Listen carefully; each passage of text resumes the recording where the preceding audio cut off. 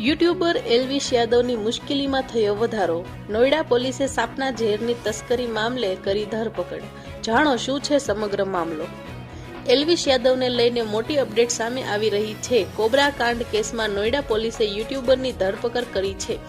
આ મામલે પોલીસ તેની સતત પૂછપરછ કરી રહી છે. થોડા દિવસો પહેલા જ નોઈડા પોલીસે સાપના ઝેર સાથે 5 લોકોની ધરપકડ કરી હતી. એલ્વિશ યાદવ ફરી એકવાર મુશ્કેલીમાં ફસાયેલો જોવા મળી રહ્યો છે. 8 નવેમ્બરે નોઈડા પોલીસે રેવ પાર્ટીમાં સાપના ઝેરનો ઉપયોગના મામલામાં એફઆઈઆર નોંધી હતી. આ કેસમાં યુટ્યુબર એલ્વિશ યાદવ પણ આરોપી છે. પોલીસે 5 લોકોની ધરપકડ કરી હતી, જેમાં રાહુલ, ટીટુનાથ, જયકરણ, નારાયણ અને રવિનાથનો સમાવેશ થાય છે. પોલીસને રાહુલ પાસેથી 20 ml જેટલું ઝેર મળી આવ્યું હતું. એલ્વિશ યાદવે કહ્યું હતું કે હું યુપીની પોલીસને સહકાર આપવા તૈયાર છું. હું યુપી પોલીસ અને માનનીય મુખ્યમંત્રી યોગી આદિત્યનાથને વિનંતી કરવા માંગુ છું કે જો તેઓ આ મામલે મારા પરના 1% આરોપો પણ સાબિત થાય તો હું જવાબદારી લેવા